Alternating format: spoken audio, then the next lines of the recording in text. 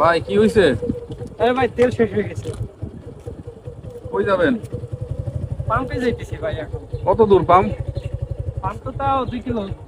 2 kilo ঠেলে নিয়ে যাবেন? কি করবো ভাই, বিপদে পড়লে এখন। আচ্ছা দাঁড়ান, একটু সাইড করেন, সাইড করেন। আমি অলরেডি 2-3টা পাম্পে আসার সময় দেখছি, কিন্তু কোনো পাম্পে তেল পাইনি।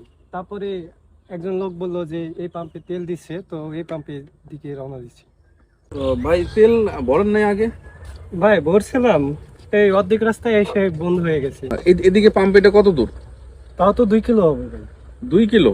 2 কিলো আপনি ঠেলে নিবেন কিভাবে? আচ্ছা তাহলে একটু সামনে সাইড করেন, আমি আপনার একটা বোতলে কিছু তেল দিই, আমারটা থেকে কিছু তেল দিই। একটা বোতল আছে আশেপাশে, একটা বোতল দেখেন, আমি একটু আমারটা থেকে দিই, তারপর আপনি চালায় যেতে পারবেন 2 কিলো। তাহলে 2 কিলো আপনি ঠেলে এত দূর কেমনে যাবেন?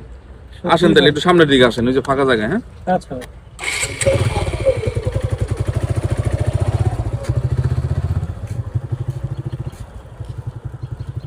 ভাই, একটা বোতল পাইছি। ঠিক আছে, বোতল পাইছেন, ভালো হয়েছে। এখন তাহলে দেখি দাও পাইপ আছে। আমি এরকম রাস্তাঘাটে উপকার করার জন্য পাইপ রেখে দিছি, যে অনেক সময় দেখি যে অনেকে বিপদে পড়ে, তো চেষ্টা করি যতটুকু পারি সবাইকে হেল্প করার জন্য। দেশের যে পরিস্থিতি ভাই, আমিও হ্যাঁ এখন টাকাই লাগবে, কিছু করার নাই। আমিও বিপদে পড়ে গেছি ভাই। এই বোতলটা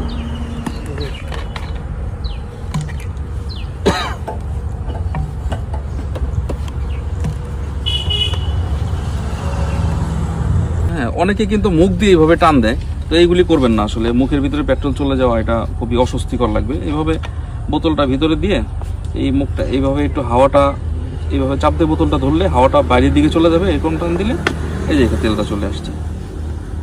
হ্যাঁ, ট্যাঙ্কিতে তেল একটু কম আছে, যার কারণে পুরোপুরি আসতেছে না। এই যে